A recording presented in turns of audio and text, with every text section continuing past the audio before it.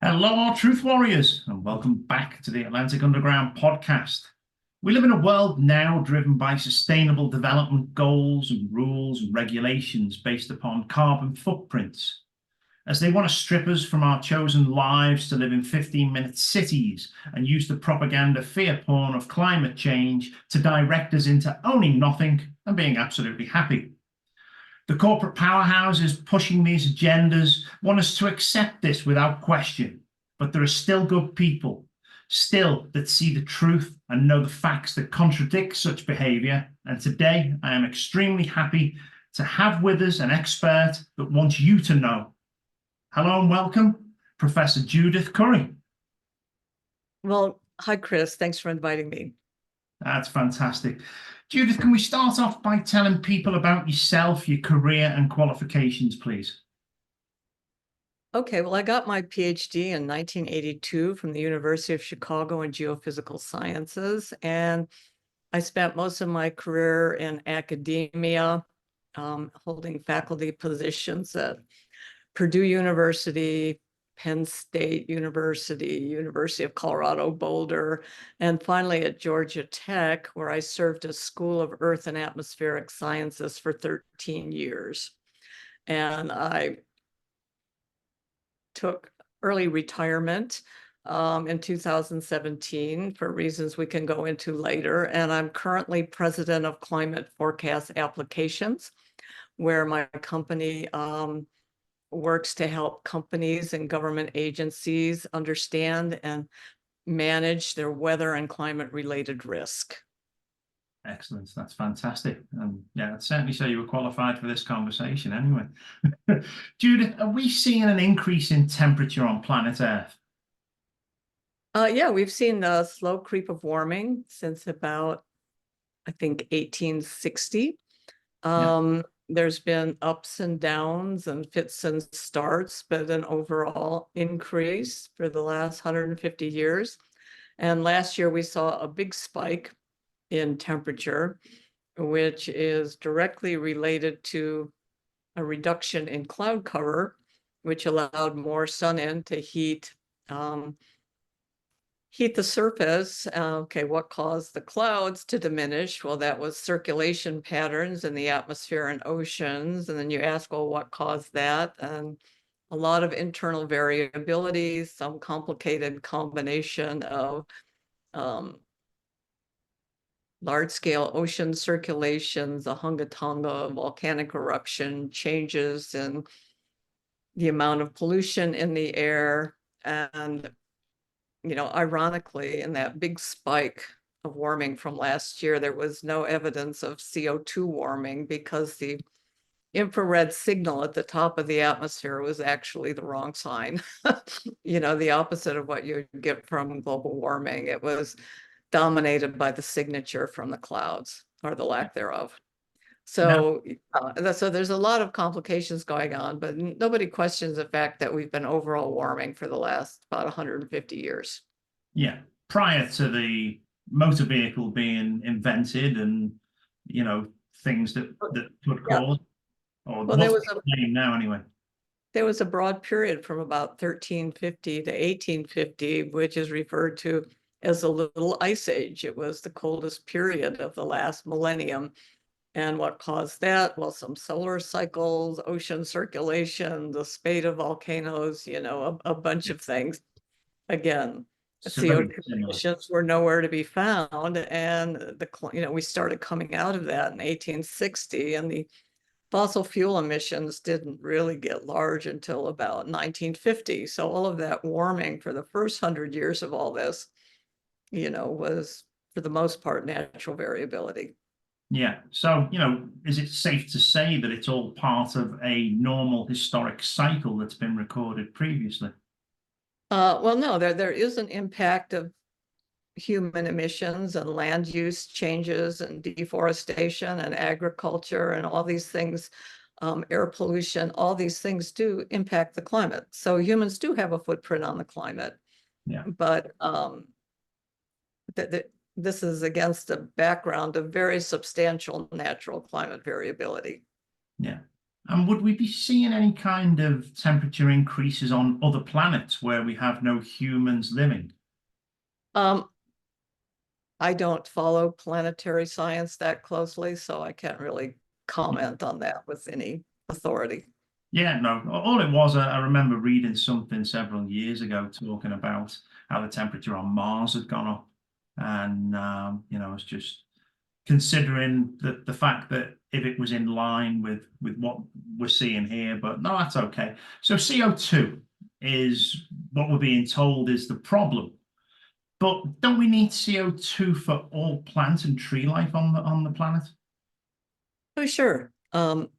Yeah, plants and vegetation and whatever, like carbon dioxide. And, we've been, for some thousands of years, we've been at a background CO2 concentration of about 280 parts per million. Now, right now, we're over 420 parts per million. And much of that is associated with CO2 emissions from burning fossil fuels. Not all of it, but much of it. Yeah. Now, does the likes of the Canadian boreal forest actually offset the carbon footprint of that country? Oh, okay. Like a forest fire, can blow your carbon budget. A big forest fire can really blow your carbon budget. When you burn, plants take up CO2, and when you burn them or they decay, that CO2 gets released back into the atmosphere. So there's, a big pulse of CO2 going into the atmosphere when you have big sustained forest fires. Yeah. And volcanic eruptions, there are, a number of sources of, and there's carbon dioxide in the ocean, which sometimes in some regions it's released, in other regions it's taken up into the ocean. So there's a complicated carbon cycle, Yeah, both and in the ocean, in the atmosphere. that's it. I mean, over the past few years, there's been quite a lot of forest fires that we've seen, and I've been tracking up in Canada there that they've had several forest fires last year, and it was questionable the fact that how these fires started. And it was obviously a big push to try and make sure that there was no forest fires with rules and regulations. But if a country that is very dedicated on carbon taxing the people of its country for the carbon footprint, without the likes of those forest fires happening to increase the carbon on the footprint of the country in order to tax people, I had to question myself, and I've got no evidence to prove this, but a lot of people were saying that it seemed strange that these forest fires were starting. And the thought, as a bit of a conspiracy theorist, did cross my mind that it's very possible that they were deliberately started to aid the fact that they were pushing this movement under carbon footprint and carbon taxation within the country. But of course, we've got no proof to prove that. But let's talk about yourself. You have written, and let me just show people here where we be. Let's go across to, I'm going to screen share. There we go. Not that one there. I am looking for, we're going to talk about this one in a little bit anyway. Let me stop that one. It's typical that I try and share something, and what I'm trying to share covers the very screen that I want to get to. Let's talk about your book. You have written a book now called Climate Uncertainty and Risk. Can you tell us about that and what that's all about? Well, the book is really, we've been sold this very simple narrative. It's warming, it's caused by us, it's dangerous, we need to eliminate fossil fuel emissions. 90s, everybody agrees, but we have, my book makes a case that we have vastly oversimplified both the problem and its solutions, and it really provides a broader framework for thinking about the problems and the solution space. So it's basically a rethink of the whole climate change issue. And in the 15 chapters, a lot of material, about 1,500 footnotes, is very well documented. It just provides a a different way of looking at the whole issue and a constructive way forward for dealing with climate change, whether it's natural or human caused. Yeah. And this book is available on Amazon and bookstores for people to find. Yes. Yeah. Excellent. I'll put a link in the description of the podcast with a link through to the Amazon, should people want to get hold of that, because I was reading the reviews on that a little bit earlier, and it's getting quite the rave reviews on Amazon. People seem very impressed with the work that's in there. Now, is net zero actually a danger to the planet? They're talking about getting things to net zero. Is that dangerous, or is that something that's sustainably achievable without causing any harm? Okay, if you look forward to 2100, I don't think we're going to be burning fossil fuels. I think we'll be using petroleum for a whole bunch of purposes, but we're not going to be burning it for fuel. Okay, so how do we, I mean, a whole host of reasons. So how do we get from here to there? Well, you know, the normal course of technology development and market initiatives and maybe, you know, some government support, we would slowly move forward, you know, with new energy technologies. But with this net zero stuff, I mean, net zero is pretty much unachievable. I mean, can we eliminate the use of fossil fuels for burning electricity and transportation? Yes, in principle, we can. In the 22nd century, I don't think we'll be using this for fuel. But the issue is the urgency and the deadlines, which causes us to make poor choices. Thinking that wind and solar, you know, can power, you know, industrial economies is just a joke. And the irony of counting on wind and solar is one of the reasons we're trying to eliminate the fossil fuels, because of all the bad weather and climate problems. So why would we make our sources of power, wind, solar, and hydropower, dependent on the weather? You know, so it just makes absolutely no sense.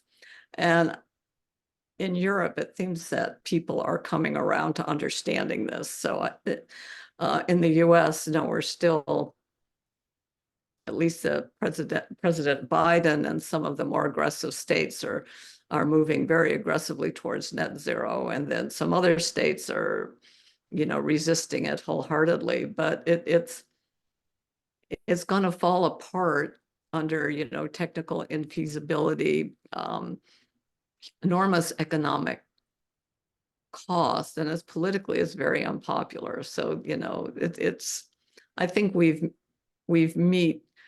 already reached peak net zero, you know, in about 2021. I think people are starting to back off, and we'll see more and more of it. Sure, we need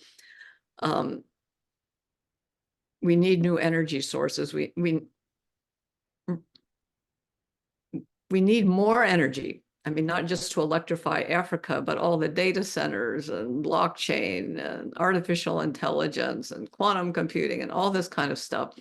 We're going to need huge amounts of electricity moving forward into the 21st century. And, you know, wind and solar absolutely is not going to cut it. Yeah, no, that's it. I mean, you mentioned about there being possibly no gasoline vehicles moving forward, but why do they make out that electric cars are better than gas cars when the manufacturing and the charging requires more resources? Okay, many countries are mandating electrical vehicles, and I think this is a mistake. I think it's not clear to me that electric vehicles are the way are going to win out in the long run.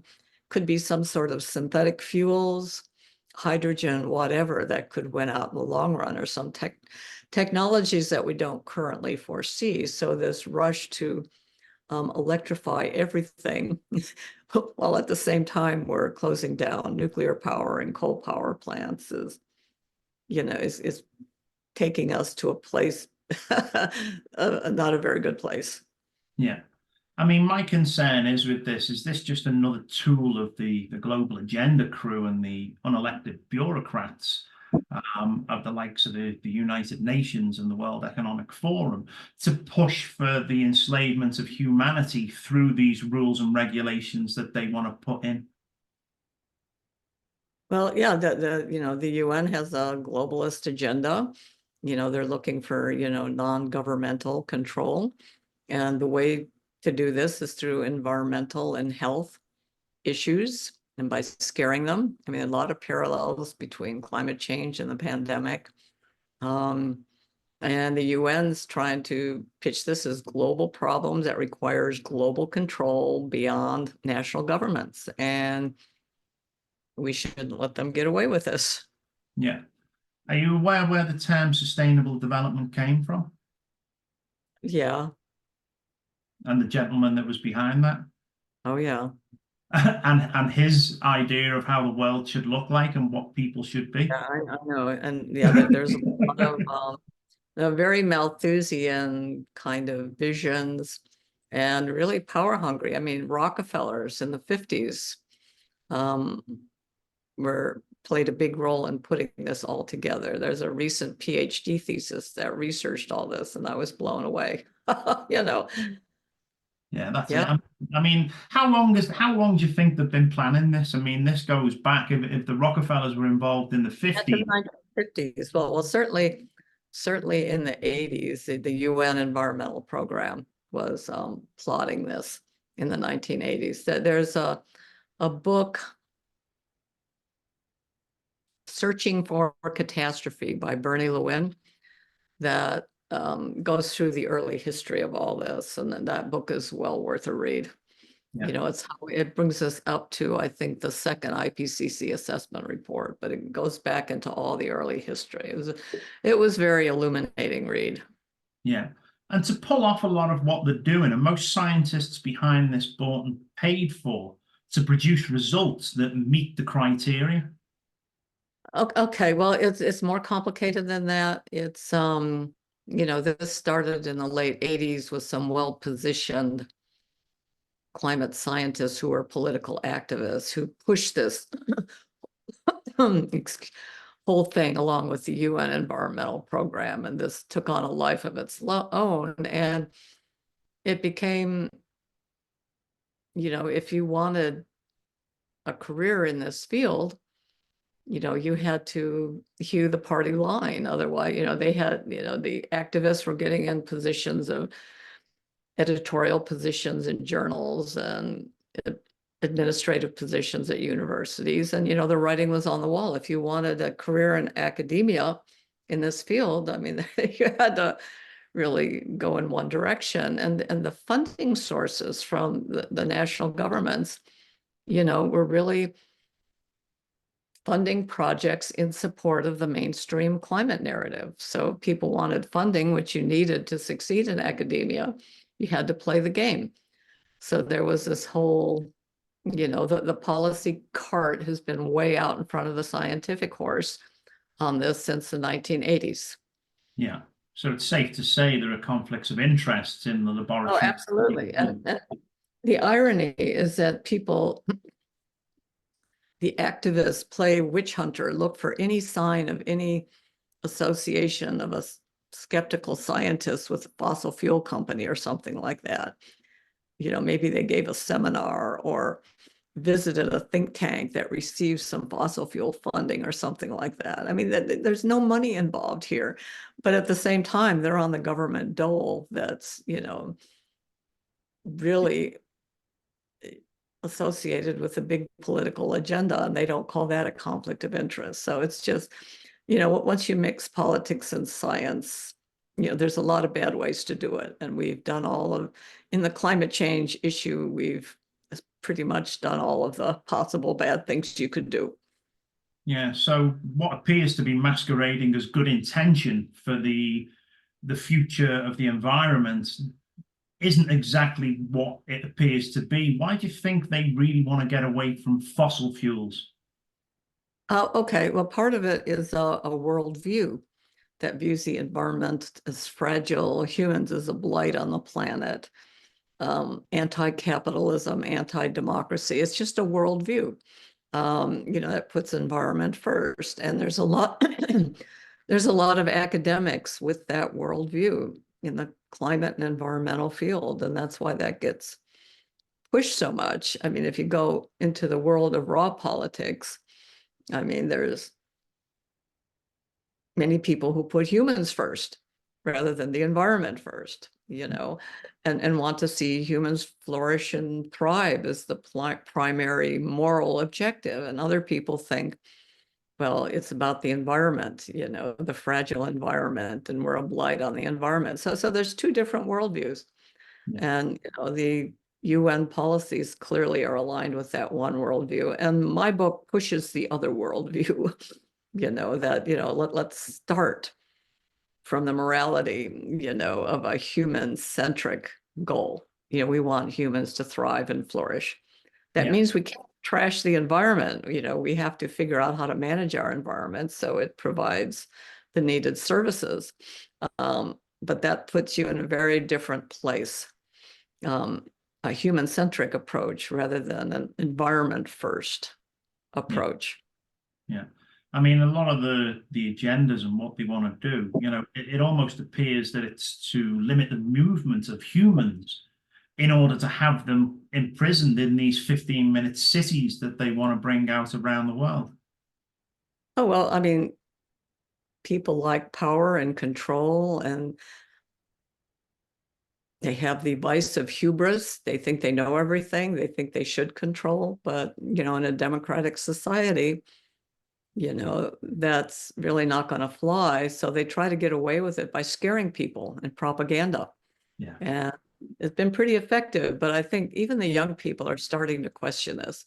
Wait a minute, we've been fed this garbage since primary school. But come on, what's really wrong here?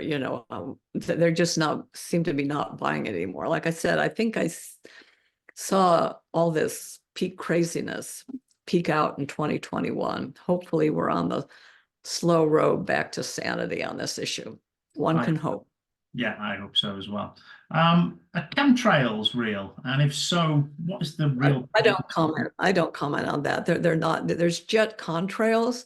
Yeah. You burn fuel, condensation at certain levels in the atmosphere, those streaks of white, and they spread out, milky clouds. That is an inadvertent weather and climate modification made by jets. But in terms of chemtrails and deliberately trying to modify things, there's no evidence that I know of. And to be honest, I just pay no attention to that. I just regard that as conspiracy theory stuff. It's not useful to speculate on, in my opinion. Yeah. I mean, the military have bases in Alaska for the US and certain other places where they have things like HARP. Is weather modification real? And is this being used as a weapon and an excuse? No, people do cloud seeding, trying to increase rainfall or increase snowpack or suppress hail. Russia's been a long time leader and practitioner in that. Some of it's done in the Middle East, some of it's done in the Western US. It's not terribly effective as far as I can tell. It may influence things on the margin, but thinking that we can manipulate world weather in some way, no. Geoengineering, where you try to mimic a volcano and put a lot of sulfate particles in the atmosphere, that is something that could change weather patterns. That would be a global impact, but that would be a very, very dangerous and stupid thing to do. Yeah. So that's not being done in any kind of a wholesale. But in terms of weaponizing weather, there's nothing that I know of. And I have some good inroads into the national security community. That just isn't going on. Yeah. Okay. With the push for smart cities, smart homes with smart appliances, smart electric cars and bikes and stuff like that, would it be a fair assumption that the grid infrastructure is in no condition to handle this? Absolutely. It's not in any kind of a condition. There's two ways to go. These big transcontinental transmission grids or small microgrids. I think the small microgrids with local power generation with small to medium size modular nuclear reactors, some rooftop solar, some local geothermal is a much better way to go. So yeah, no, we need smart microgrids. Yeah. And yeah, we need to rethink the transmission grid. What we have right now is really, but particularly with putting all the wind and solar on, is just totally messing up the grid. Making it impossible. The more and more asynchronous intermittent power from wind and solar you put on the grid, the harder it is to manage the grid and keep and maintain frequency control and all the things that you need to do to avoid just crashing the whole system. So it's not a good thing. The systems can only, wind power should really only be a niche solution and provide, maybe 10, 20% of the power in certain regions where you can afford the land use, and you can, the wind is blowing well. But in places where it's damaging the environment, where it's competing, with agriculture or forests or whatever, I mean, it makes no sense to, this wholesale rape of the landscapes to install wind turbines makes no sense. Rooftop solar, there is a niche for that. It doesn't increase the land use. It allows people, if they have battery backup, it allows people some autonomy over their, power source, where they have a reliable personal power source. So I think there is a role for rooftop solar. But wind is really a small niche solution, and solar farms, I don't think that's viable. And they've installed some massive solar farms, and several of them have been completely wiped out by hailstorms.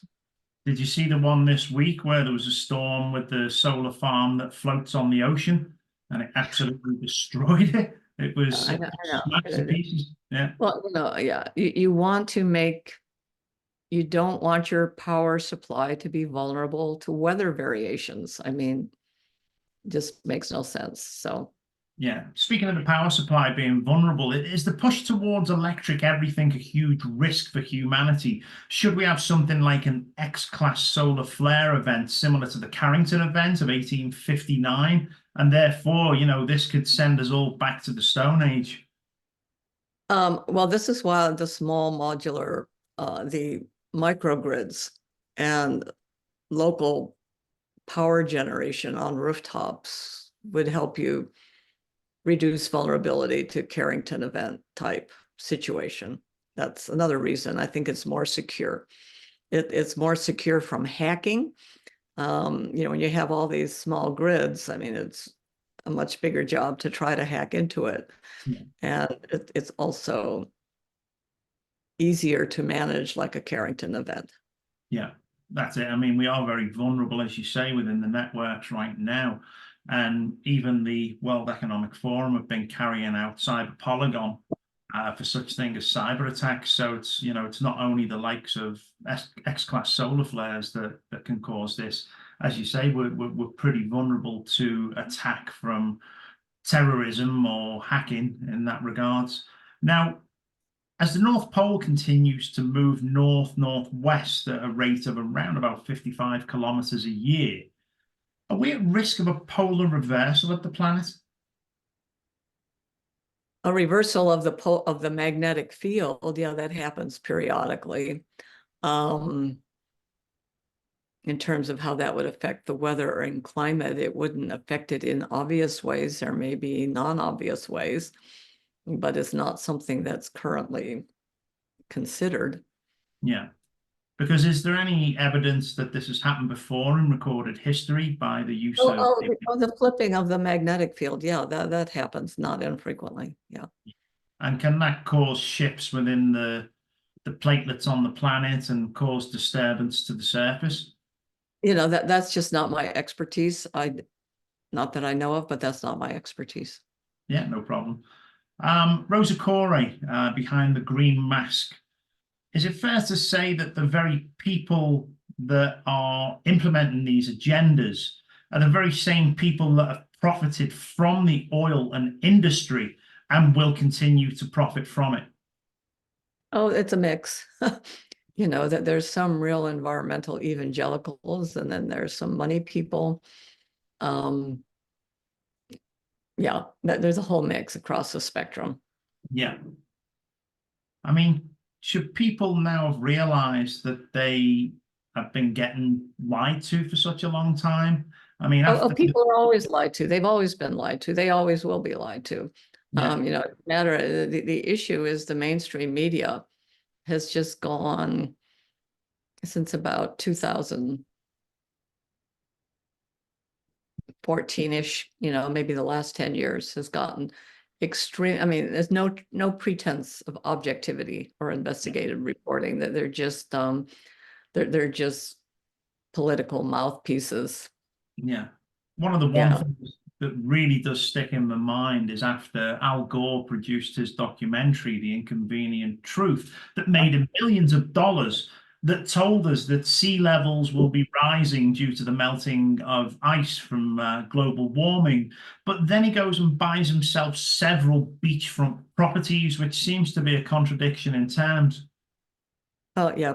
President Obama has bought a huge estate right on the coast in Martha Vineyards.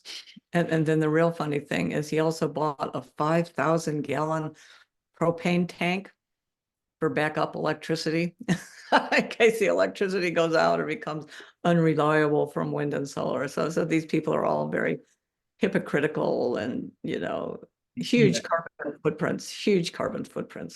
Yeah, they don't seem to want to practice what they preach, unfortunately. And that Inconvenient Truth documentary was way back in 2006. So we're talking 18 years ago now. Have we seen levels rise within those 18 years? Oh yeah, sea level has gone up about 3 millimeters per year.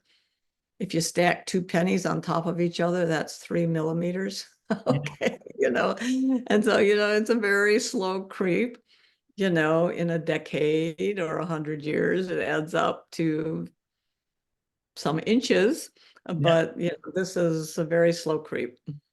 And is it likely that the increase in levels on water is due to the temperature rising and the evaporation on land rather than the melting of the polar ice caps? Because if Oh, I put if I put ice cubes into a glass and okay, the level, okay, yeah, all right. If you melt sea ice, it doesn't raise sea level. That's ice cubes in a glass. But if you take land ice sheet or glaciers on land, that's like adding more ice cubes to the drink. yeah, Okay, so that does raise sea level. So yeah, no, melting glaciers and ice sheet do contribute to sea level rise.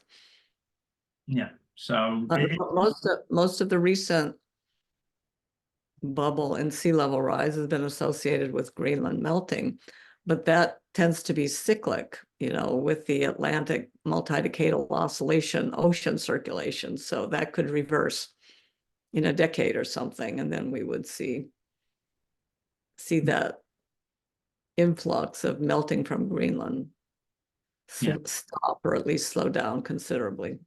yeah. But again, has that in recorded history been known to have happened before? I mean, Oh yeah, I know that there was in England, yeah, there was another pulse in the 1930s of melting from Greenland. yeah, because I The know, 1940s, mid 40s, yeah. yeah, I always remember studying history in school. And what amazed me at the time, and I just thought it was wonderful, is that when the Romans were there, the temperature in the UK at the time meant that they could have huge vineyards and grow grapes for making wine. And I always wondered, how could it have been warmer back then? But it does appear to be a cyclic event. Well, it cycles and it's also regional. Okay, so there's regional variations and then there's cyclical global variations. So there's a lot of regional variations.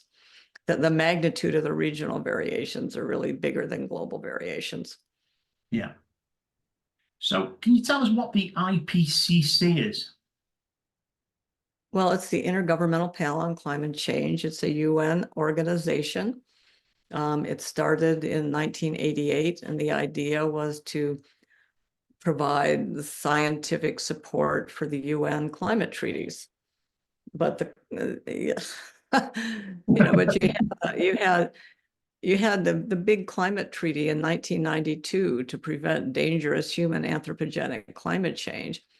And this followed the first IPCC assessment report that didn't find any, that found that the recent warming in the 1980s was basically the same size as natural variability. So, I mean, they didn't have anything to hang that on, but they went ahead anyways. And then in the second assessment report, they found the same thing, well, natural variability, but there was huge pressure on them to find something stronger. So they came up with the discernible evidence of global warming. And then they had to go back into the main report and change all that. And at that point, the IPCC lost any pretense at scientific objectivity. I mean, it was just driven by the politicians. Yeah, no surprise there. Now, the countermeasures of the climate hoaxers is to call people like us climate deniers or conspiracy theorists. Does this seem ridiculous when you clearly have the data and the information to prove? And are they just acting like children that have been caught with the hand in the cookie jar? No, it's a refuge of scoundrels when they can't counter the argument. Okay, in the, say in like circa 2008-9, following Inconvenient Truth, journalists and politicians were criticizing Al Gore and the whole climate change agenda. And the media started calling them climate deniers. Okay, then following Climate Gate, which is a big scandal surrounding, the hockey stick. I don't need to go into all that. But then they started calling scientists like me a climate denier, people who whose research was inconvenient and challenged it. It's one thing to call a journalist or a politician a denier, the political term, but to call a credentialed practicing scientist a climate denier just because their arguments are inconvenient. I mean, that's the action of a scoundrel, and it became widespread amongst climate activists to call people like me climate deniers.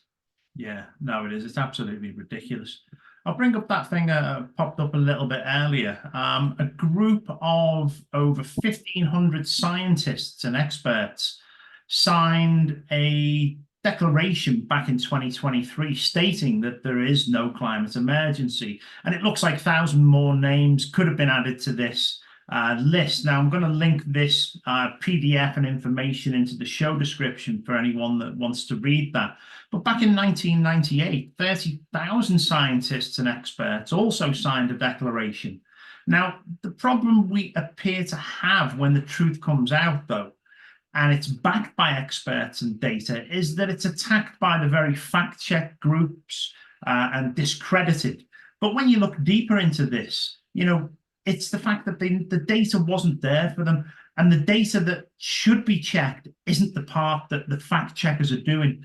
They're saying that it's false or partly false, and usually this is aimed at some of the scientists not being scientists. They may be doctors or experts in a different field, or some other non-connected group.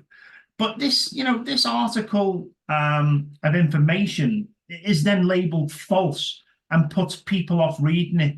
Should people investigate the fact checkers not only for what they say, but also for who funds them and why? Oh, well, the whole thing of fact checking is purely political. Okay, these are political hacks. These organizations are funded by, environmentalist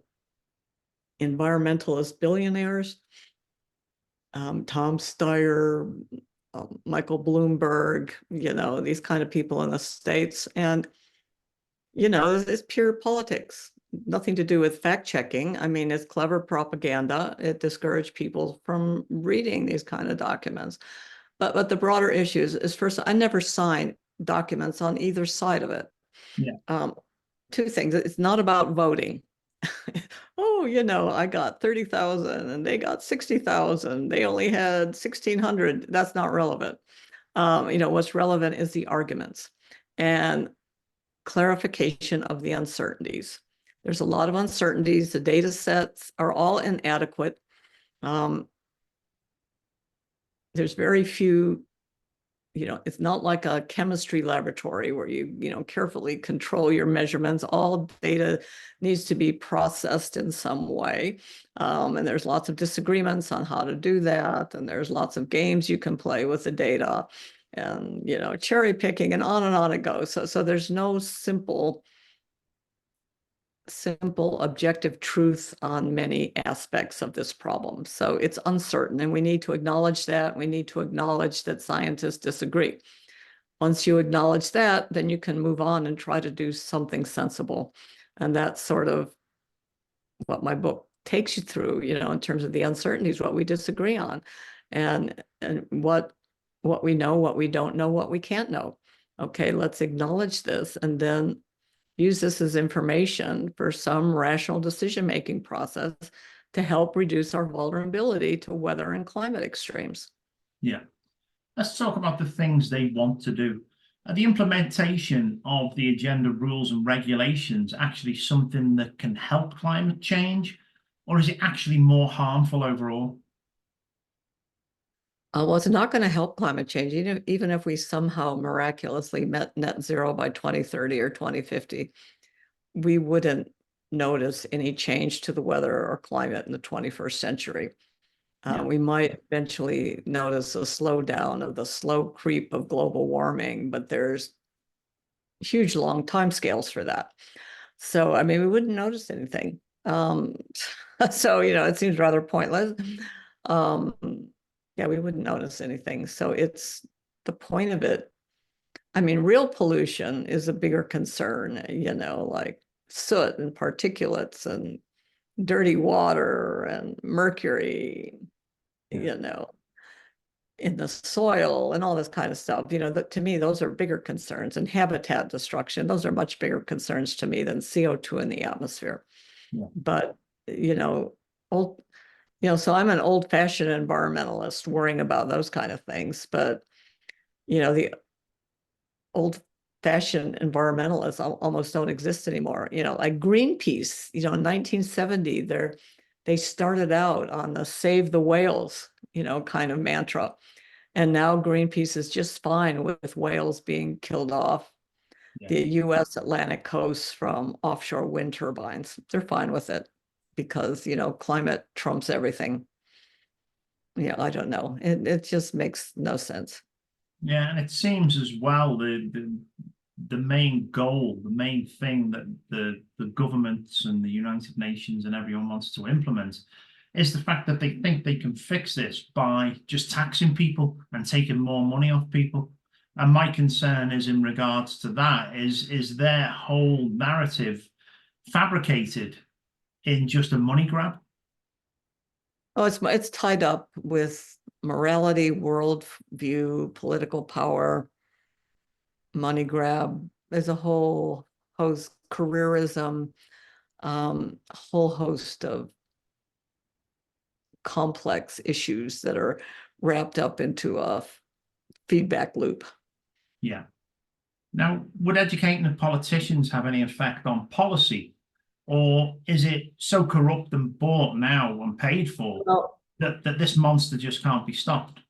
Okay, again, and what I argue, in the face of disagreement, what I argue in my book is that we're never going to agree on assumptions, but we can agree on some solutions.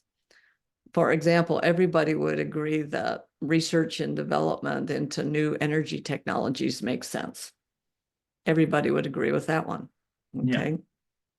Even if they don't agree with targets and net zero and all this, everybody will buy into that. Everybody agrees that we need to reduce our vulnerability to extreme weather. Okay. And these are local to regional problems, and that these are things that are solved on a local to regional level. And you can get people within that region to agree on policies that will secure their common interests. Okay, so these are things, so you want to agree on solutions. You're never going to educate politicians about science, and you're never going to get everybody to agree, scientists, politicians, or whatever, about the assumptions, but you can get some agreement on some win-win solutions. Yeah. And where do you think those win-win solutions are? Well, I mentioned a few. You know, research and development into new energy technologies. Yeah. Reducing our vulnerability through better warnings, through better infrastructure, through better land use, this kind of thing. When I look back on certain things that pop up through history, and have a look back on certainly the work of the likes of Nikola Tesla, did we have previous energy solutions way back in time that have been suppressed in favor of the likes of big oil? Following World War II, there were a number of nuclear energy technologies that had been tried, and they went with the one technology that we use today that requires water cooling and, you know, dangerous forms, you know, uranium enrichment and stuff like that. Yeah. For whatever reason. So we only push forward on that one nuclear technology, which is far from the best one, now that we're looking back and try to rethink nuclear. So that was one. But back in the oil embargo of 1970s in the US, this was under the Carter administration. We were having, you know, speed limits on cars, and energy was hugely expensive, and all these huge issues related to energy because of problems in the Middle East. The nuclear people and the coal people, you know, we're licking their chops. Okay, this is our opportunity, you know, to grow as big oil is being strangled. So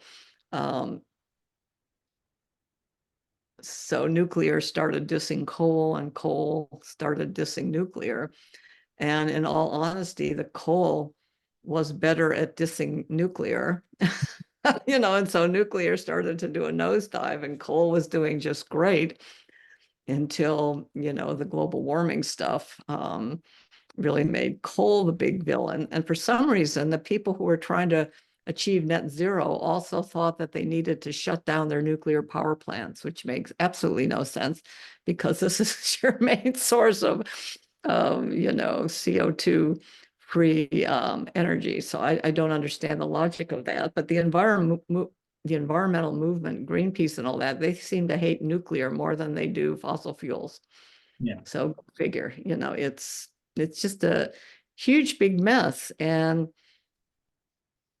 you know, instead of deep analyses, you know, what we get is sloganeering and propaganda, and people become tribal. They don't want to think, they don't want to understand. They just pick up, you know, the rhetoric from their and propaganda from their particular tribe. And then this produces tribal political warfare, which is where we see ourselves now.